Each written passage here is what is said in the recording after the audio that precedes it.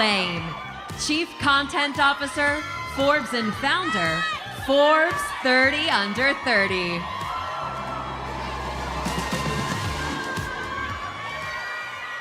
I think we have some. Yeah. I think. Hey, y'all. I think we have some hotties here. Any hotties out there? Yep. Business hotties. Business hotties. I love it. I love it. That's what we're here to talk about. It. Money hotties. I get to interview. Part of my job is I get to interview a lot of celebrities, a lot of athletes, musicians. And a lot of them say, all right, I'm going to be a business person. It's my time to be an entrepreneur. And I'm going to let everyone on a little secret. Most of them are full of crap. They'll take endorsements, they'll make some money, but they're not really becoming an entrepreneur. Part of the reason we wanted you here, and we're so glad you're here, is that you seem to us to be really taking that step, to be purposefully an entrepreneur. So, tell why. That's the harder path. So why are you taking that road? Well, first of all, I feel like creating your own legacy and creating your own wealth is super important to me as a black woman because I feel like originally we didn't have a lot of opportunities. Just even as women, but specifically black women, we didn't have a lot of opportunities. So for me to be able to be in this position today and be able to create generational wealth and be able to create a future for my future family, I feel like I gotta go super hard because I know if my grandmother and my mom could have did that for me, they would have. But I now have the opportunity to do that for my future family. So I wanna go extra hard for what's not even here yet. But you can just bring that money and leave them money, but you're doing the work. So what's the choice there? In terms of actually having to actually learn and roll up your sleeves versus let the money just roll in? I feel like when you just let people give you things, you don't get to learn. You didn't have to go through any hardship. You didn't have to learn a lesson. You didn't have to bump your head. Like it was nothing that you actually gained from somebody giving you something. So I feel like me actually being in every field that I'm in, not just rap, when I take on a new project, like I'm very hands-on, I feel like now I'm learning and I have knowledge. That's why I wanted to finish getting my degree because I wanted to learn something. I wanted to have this knowledge of things so later on I could pass it on to somebody else. So I feel like me actually learning and growing and bumping my head and making the mistakes is more than just somebody giving me something. Well, why don't you actually share about that? You went back and finished your degree even after you become a superstar. So you didn't need this degree to do everything you're doing, but you went back and we were even talking earlier today about how you would sit there in class and you're just kind of keeping your head down and just being a regular student. Why you didn't have to do that? Why'd you do that? Okay, so two things. When I originally went to college, I knew I wanted to be a rapper, but I knew I wanted to finish school, but I didn't treat rap like it was a plan B, and I didn't treat school like it was a plan B. Like I was always like, I got 2 plan A's, I know I could do both. Okay, you could do whatever you put your mind to. And I just wanted to prove, honestly, I wanted to prove to myself I could do both because my grandma didn't think I could do it. She was like, Megan, if you want to be a rapper, you just need to drop out of school. And I was like, no, girl, I could get my degree and I could be Megan Thee Stallion too. And before my great-grandmother and before my mom passed away, they saw me going to school. They saw me being Megan Thee Stallion. And I had to get my degree. I had to finish my degree because I felt like I owed it to my mom and my grandma. But doing it, I just remember how I felt actually going to school and actually learning. And I like to learn. I don't feel like you will ever get to a point to where you're too old to learn anything or you too famous to learn or you too rich to learn. Like, I feel like learning and knowledge is important. So I never felt like I was going to be rapping for my whole life. Like, there's other things I want to do besides music. So why not gain this knowledge and why not get my degree in health administration because I know I want to do something other than rap. And I need to be knowledgeable in this field so people could take me seriously. Because it wasn't given to me, I earned it. I stuck out school. I did this. I was willing to learn this, and I finished. So now you have to take me seriously because you didn't get this to me. I didn't just up and decide I wanted to be in this field. No, I went to school for this, and I finished it. So now you have to take me seriously. What was it like being the most famous college student in the world? Like, were people like class mistaken selfies, or like, how did you manage that?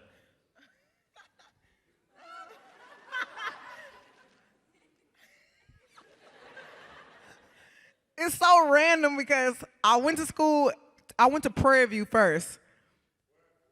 Okay? Let me tell y'all about my college experience.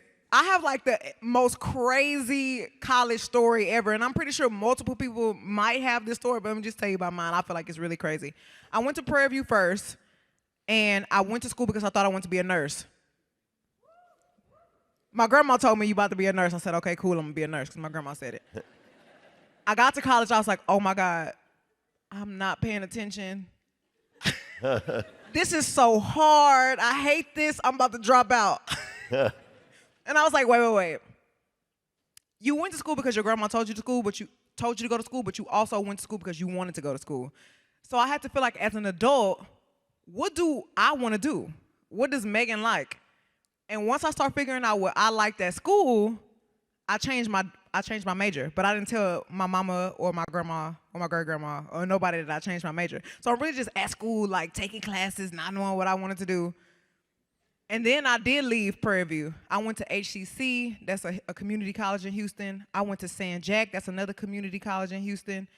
I went back to PV while I was still taking classes at a community college. Like, I was all over the place because I just genuinely didn't know what I wanted to do.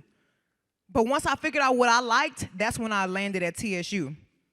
And that's when I actually started making A's and B's. And that's when I actually started making a relationship with my professors. And I was actually able to pass, and not just pass with C's, because first of all, in the nursing program, you can't pass with C's. That's why I had to get up out of that, because you can't just... You can't just be making C's with people like, you know, you gotta... That need A's and B's. But once I figured out what I wanted to do, I was doing the right thing. And we graduated. You know? But I was happy. So I just feel like once I figured out what my course was and what I wanted to do, that's when I was happy, and that's when I actually became successful. That's it. Well, you know what strikes me? You're so, you manifest, what you want, you seem to go get. Even how you got started in rap, and that you didn't wait for somebody to discover you, of course. You just started putting, your freestyling on Instagram, and you made it happen. You didn't wait, for decades. You had to be discovered by somebody else, and you seem to have taken the step that you're just going to make it happen yourself. Talk about that a little bit, and that journey. I know I like to rap. That was like the thing that I felt like I was the best at. And it wasn't nothing nobody could tell me about rap. I was never unsure about rap. And one day this guy hit me, and he was like, Megan, let's go to this cypher. And I was like, what? He was like, yeah, I know you like to rap, so you should come to this cypher with me. And I was like, okay, whatever, I'm gonna go to the cypher. My mama brakes was so bad on her car. Like, let me not even curse, but them brakes was screeching. Okay, like, when you need some oil or whatever be going on with your car, your brakes be hollering. I was like, Mama, please take me to the shop. She was like, Meg, you know how my brakes sound, you know how they are. Like, we can't pull up to the cypher. I was like, no, Mama, we really gotta go. Please take me. So she took me to the cypher. We pulled up screaming. We pulled up screaming. I didn't let my mama hear what I was about to do. I didn't let the boy hear what I was about to do. Like, nobody knew what I was about to say. I don't even think the people knew I was coming to the cypher. So when I pulled up, brakes hollering, I got out the car and I started rapping. And everybody was so blown away. Like, they was like, okay. And I knew I was that girl. I felt like I was that girl, but it was just like I had to, not that their opinion mattered, but I just knew I was about to go up there and show out and prove to them that I was that girl and I deserved to be here. So ever since that cypher came out, like, it just took off. So I just feel like me being myself and me believing in myself, knowing that what I came here to do, and I treat every situation like it's that cypher. Like, I treat every situation like, you don't know who I am, but I'm about to show you today. And I feel like ever since then, it's been up. All right, let's talk about business. We've had a lot of rappers on the stage and through the 30 Under 30 program. Last year, Jack Harlow was here, And he did a, you know, he had his KFC meal. He did his KFC meal, and then we've had Travis Scott on the cover of 30 Under 30, and he had the food plus the merch, and he told us he made about $20 million off that. But you're saying, all right, I got the food, you got the hottie sauce with Popeyes, but you said, I also want to start owning some Popeyes. So you're talking about, it's not just about bringing the money, it's about ownership. Where did that mentality come from? Where did that idea come from? Because, like, people can use and running a Popeyes is not easy work. First of all, it's not easy. Owning the franchise, had to learn that. People giving things to you is easy, and people wanting to use your face and your image to sell their product is easy. But caring about something, to me, and caring about who I'm selling something to and my supporters, like, I'm not about to get up and talk about something I don't care about. I'm not about to put my face on nothing I don't know about. I'm not about to talk about nothing I don't know about. You can have a meal all day long, but you think you about to bleed me? You gonna use me and my image to sell it to the hotties, and I ain't about to have in on this? Like, that's not how that's going. So I'm like, okay, I'm not about to sell this to the hotties without having my own ownership in this and being able to create my own space and my own lane in this. Any brand partnership I do with anybody, first of all, you gotta donate some of the money you was gonna give me to a charity of my choice. You know what I'm saying? Like, let's make it make sense. Like, I grew up, obviously, Popeyes is around the corner from anybody who live in a low-income area. I've been eating this all my life. But now that I'm able to get in this space, being from this space where y'all put these restaurants, these areas are food deserts. Like, we don't really even have a lot of options of vegetables or food besides these fast food restaurants. So how can I get in this space, and how can I make it better for people that are like me that been living in these spaces? So now that I own my own Popeyes and I am able to open up my own Popeyes, what am I going to put in this Popeyes to make it better for my people? So that's why I wanted to own it. That's entrepreneurship. That's entrepreneurship. Your endorsements, it seems you take an active role in them, and you have such a diverse, you have everything from Nike to, you've got hot Cheetos. You got Revlon. That's a wide range. How do you pick? How do you pick and choose? Like I said, I cannot fake it. If I'm not naturally into it, I don't want to do it. I don't want to sell it. Revlon, like, the first time I ever had anything Revlon, we had like a Big Lots. I don't know if y'all know what Big Lots is. Okay. We had like a Big Lots around the corner from my granny house. And when I first started getting into makeup, my granny would go get me like these little Revlon eyeshadow palettes and bring them to the house. And I'll just be playing in that makeup all day until I start getting good at it. And for a long time, I was doing my own makeup, even as Megan Thee Stallion. But I finally had to find somebody I liked to play in my face. Because I knew what I was doing for a long time, but Revlon was like one of the first brands that my grandmother put me on, so I was happy to join with them because, like I said, it was in my area. That was something I knew it was affordable. Like, it felt good to be able to circle back and partnership with them and have a partnership with them and actually be able to put my input in. Like, you see people get deals and you don't know what they doing in the beginning, but you got to let us get in there and you got to let us work our jelly because, like, when you first start doing stuff, the people got to feel you. They got to understand where you're coming from. They got to understand what kind of person you are. You got to introduce yourself to this new market. Like, they don't know what these people are billionaires already.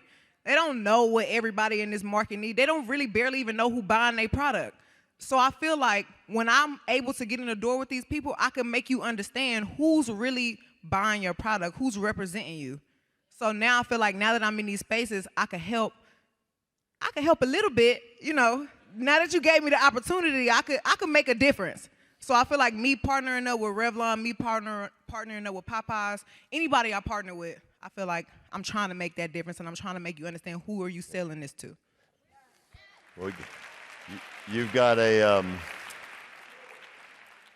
new partnership with Netflix, and it's the same thing where it's easy to say I'm going to do some TV, I'll do some movies, but this is a first look deal where you're going to produce shows. So what do you look? What's the first Megan Thee Stallion show we should be looking? What are you looking to do, and how active are you going to be in this? So I want to. Well, not that I want to, because I am doing it. I'm doing a show like kind of loosely based off my life and like experiences that I've gone through and that I've seen other women go through and some of my friends. I feel like we see so many shows based off of people from New York or people from the West Coast, but my experience, I've never seen any show about anything Southern for real, anything from Texas. So I feel like I want to create this new era of like Southern people being appreciated and people from Texas, like you get to see a glimpse into our life. So that's what I wanted to do. That's cool. Who are some of your mentors? Who would you consider your biggest mentor? I will talk about my first mentor, which was my mom. Beautiful lady, wonderful lady. I ain't gonna cry today. My mom was my first mentor ever. Just watching my mom take care of me, working 9 to 5. My daddy was in jail for like the first 8 years of my life, so like I only ever knew women. My mother, my grandmother, my aunt, my great-grandmother. She had to take on like a lot of roles. So I feel like me even wanting to be an entrepreneur in the first place, I feel like I saw this woman have to take on so many jobs, and it wasn't nothing I feel like she couldn't do. Like she didn't make anything look impossible. She didn't make anything look hard. Like me as an adult, now I know we was definitely in the hood, but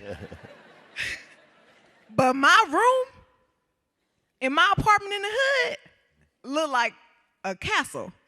Like she was making it do what it do. So I feel like that was like the first person who ever showed me you can make everything out of nothing. You can turn nothing into something. You can be anything you want to be, because she was so many things. So I felt like nothing was impossible, and I feel like that's how I go into every situation. I treat it like nothing is impossible, so I don't let anything limit me. I don't let anything stop me. I don't let anything scare me, because I know she was doing the scariest things, raising a child by herself, until my daddy got out of jail. But then he passed away, so I know that was super hard on her, and I just watched her be superwoman. So I just always felt like, you know what? If my mama got through this, I know I could do this. So I feel like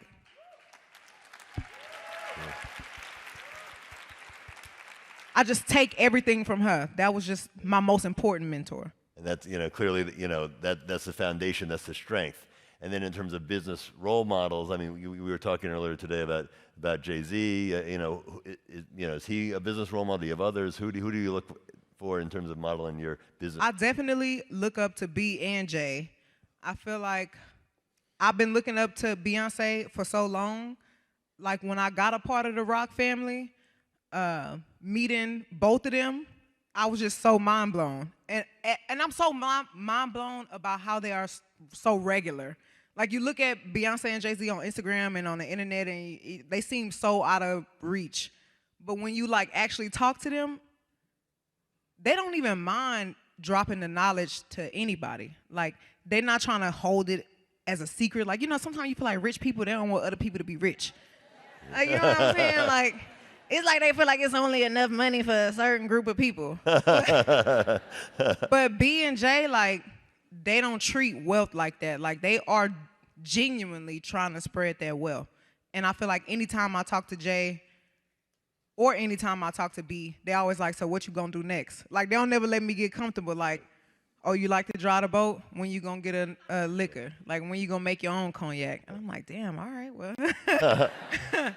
Coming soon, let me get off stage. But they push me, and I really appreciate that. Well, you're learning, to paraphrase Jay, you're not a businesswoman, you're a businesswoman. So. Yeah, I'm a business.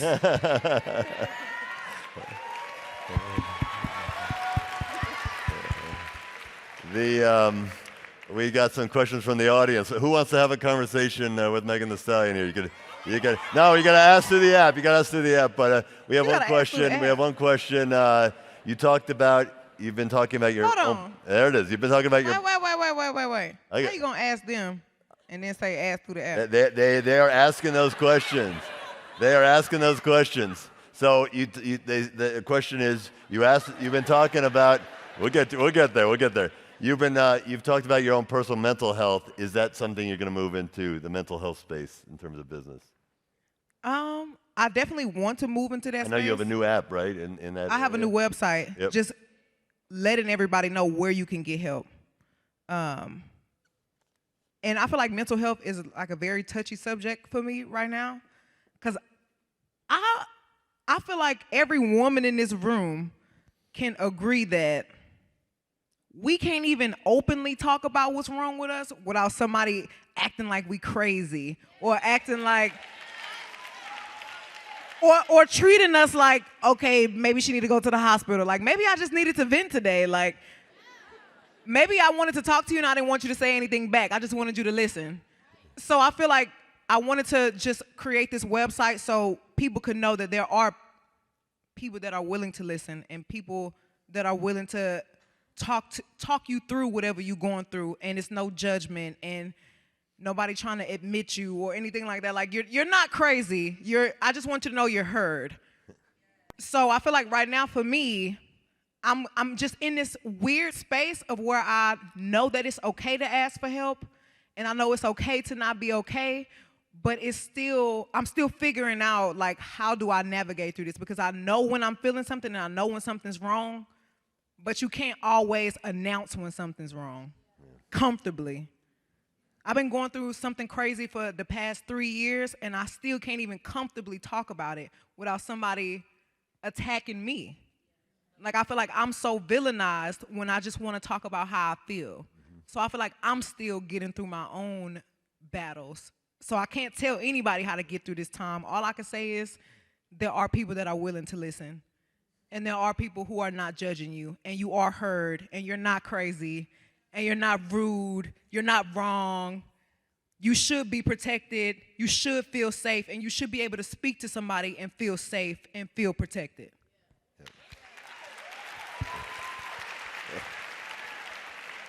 It's so important. And for somebody like you, here's the thing. Everything you do, it's win, win, win, succeed, succeed, succeed. And of course, it's not that easy. Maybe, is there a what's a failure you've had that you've learned from? Because I think it's important, it's hard, all that success doesn't just come that easy. It comes with failure too. What's the biggest failure you've had that you learned from?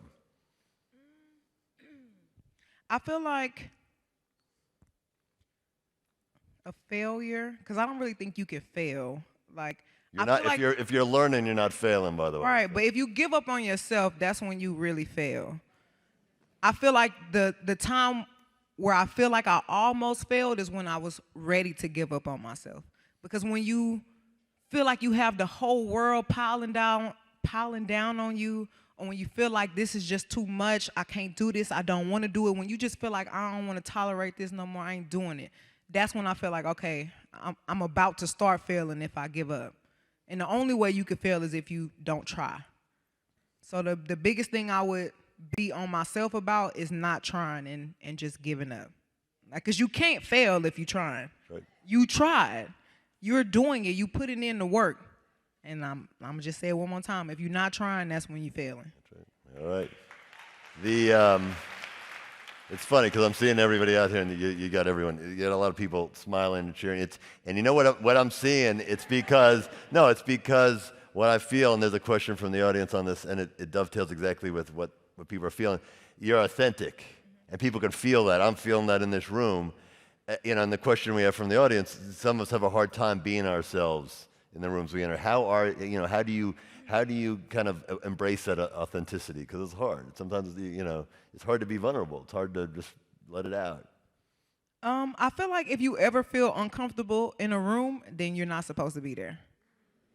If you can't be yourself, if these people don't accept you for who you are, why am I in here? I don't want to be nowhere I'm not wanted. And I don't want to be, I don't care about making other people uncomfortable. That's number one. I'm going to be me regardless. Right.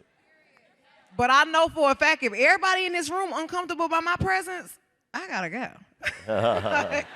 This ain't somewhere I need to be because something wrong with y'all. There's nothing wrong with me. So I feel like if you somewhere where you can't be you, that ain't the space you need to be in. You need to be where you are appreciated. You need to be where you are heard, where you want to be, where people want to hear you. Don't be nowhere that's uncomfortable, because I guarantee them same people wouldn't be nowhere they felt uncomfortable. So you go where you want it and you go where you are appreciated. And it don't matter what you're doing. Go where you need to be. Don't force it.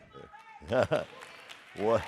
So speaking of comfort, you've done some of the biggest collaborations in the last few years. You know, Doja Cat. I mean, you know, you go right down the line. What do you learn when you collaborate with people like Dua Lipa and things like that that you apply to business? Because business, of course, is about working together and it's about partnerships. What have you learned in those musical collaborations that you take to your other ventures?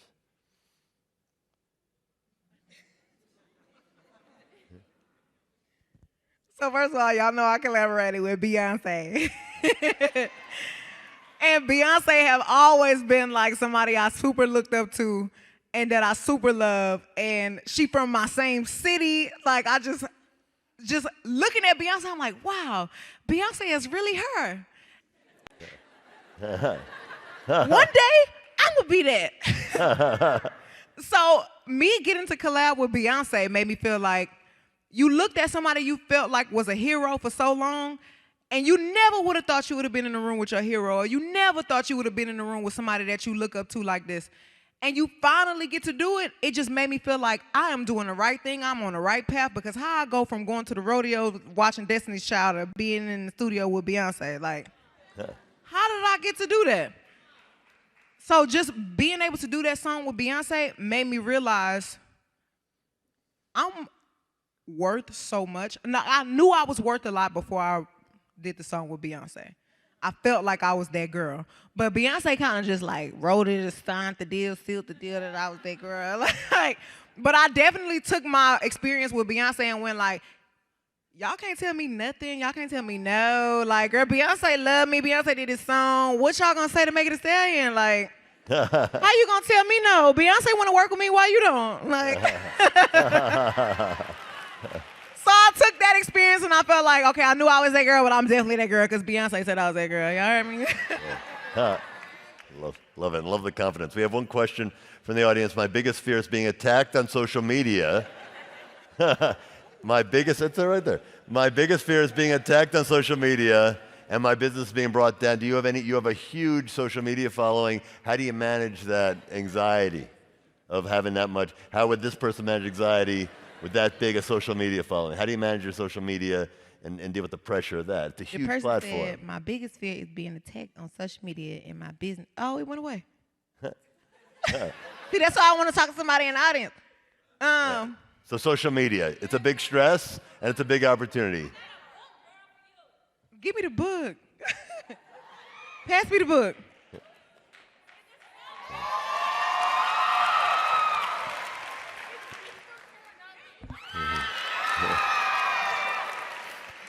Come on, love notes to myself. How you say it, LaCree? Yes, LaCree Taylor, period. Y'all need to get this book. All right. I'm going to read this book. All right. Because I feel like I need this. So my biggest fear is being attacked on social media and my business being brought down. Any tips for anxiety? Girl, they going to talk about you anyway. Social media is like everybody's diary. Social media is a place for people who don't want to be seen to be seen. Social media is a place where you can get on there and be whoever you want to be and say whatever you want to say. They be deleting people's page for less. Like, you know what I'm saying? Like, you could get on social media and be a psycho and just say anything. So you just definitely can't even listen to somebody you don't know on social media. They're going to tear it down anyway. Especially when you start becoming successful, they're going to talk about you.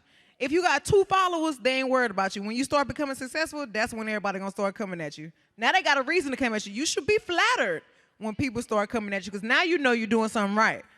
Now you know you're famous. Now you know you're doing it big.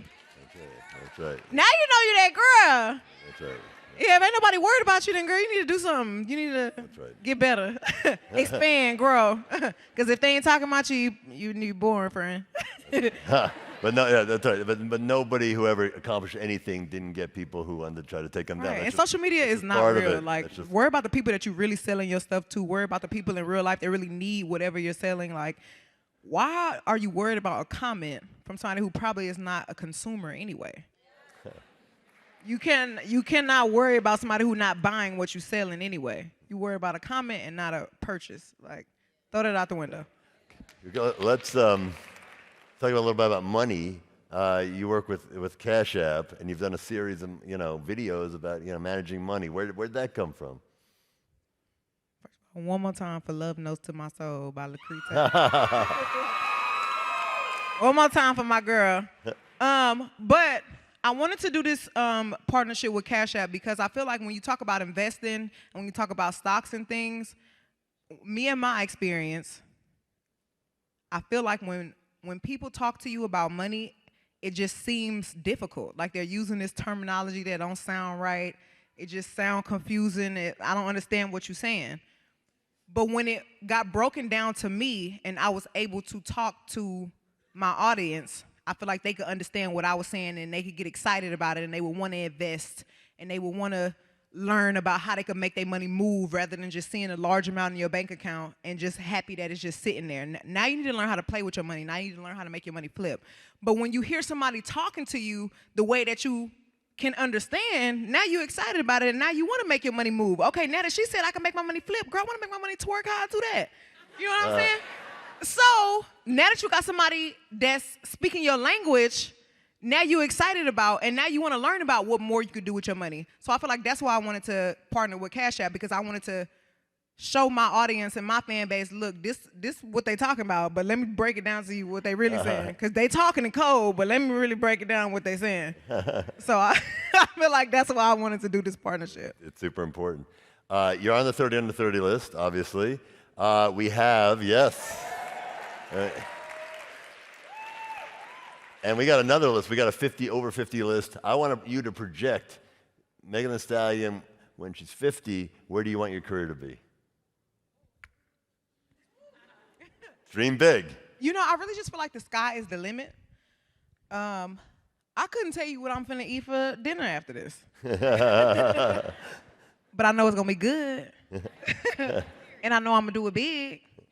And I know I ain't really worried about it because I know I'm gonna eat regardless. So when I'm 50, hopefully my mindset is even bigger than what it is now.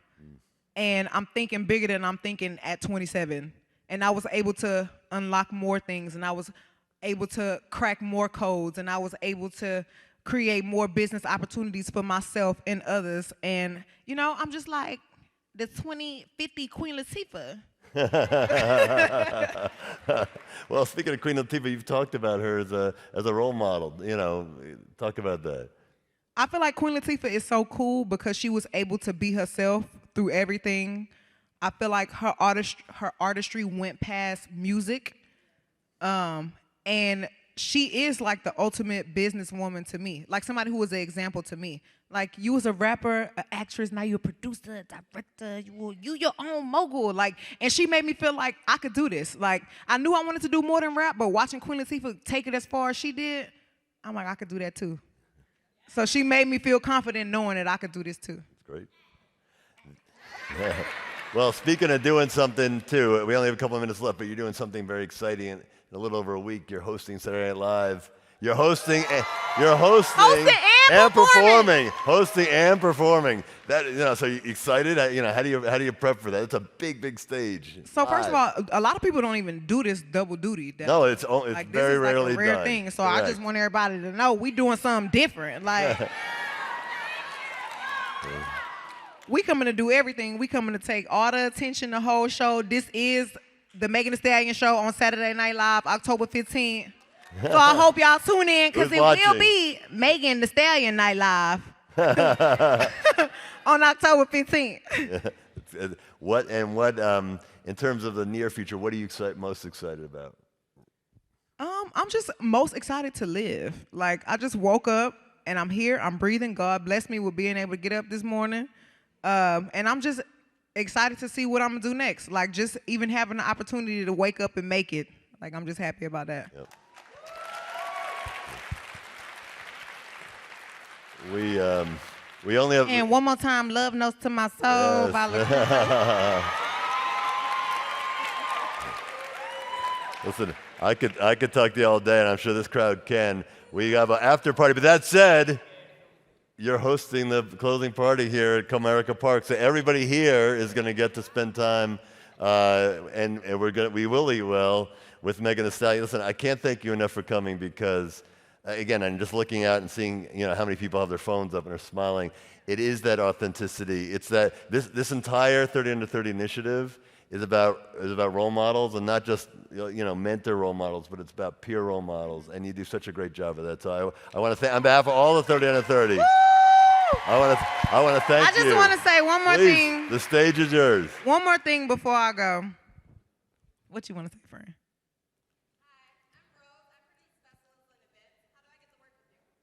Sam? Sam Riddle. What's your name, friend? Rose what? Rose Hobson. Right, Sam, I know you heard that. We're going to So find Rose after this. at the baseball park, come find us. I got you, Rose. All right. So look, that's what happens at this event. People are getting jobs. You gotta shoot your They're shot. networking, and like you said, if you want to be successful, you ask for it. I got you, Lacree. All right. All right. Okay. All right. So okay, everyone.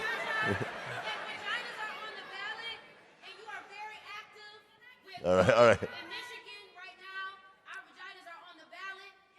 Our bodies, our choice, and you've been very active and very boisterous with that. What do you want to say to young people about being active in politics and making sure that their voices and vote are heard? If you don't vote and if you don't make your stand, that's when you're not going to be heard. You're not going to make a change if you don't speak up. Nobody's going to hear you. Nobody's going to be worried if you don't get up and you don't voice what you believe in. We got to talk about it. We got to holler about it. We got to scream about it. No matter how hard it is, no matter how stressful it is, to be heard, you have to speak. So make sure you speak and make sure you vote, because they're not going to listen to us if we don't talk. All right. And with that, by the way, I will talk to y'all at the party. she's coming to a party, so raise your hand if you've ever been to a Comerica Park onto the field for a closing party with Megan Thee Stallion. The answer is nobody, because it's never been done. We're all going tonight? over. It's a 5-minute walk away. Megan will be there. Let's go enjoy, and thank you very much for being you. Thank you very much, and thank you for a great summit, everybody. Thank you for coming. Thank you for a great 3 days. Let's go close it out right, but thank you.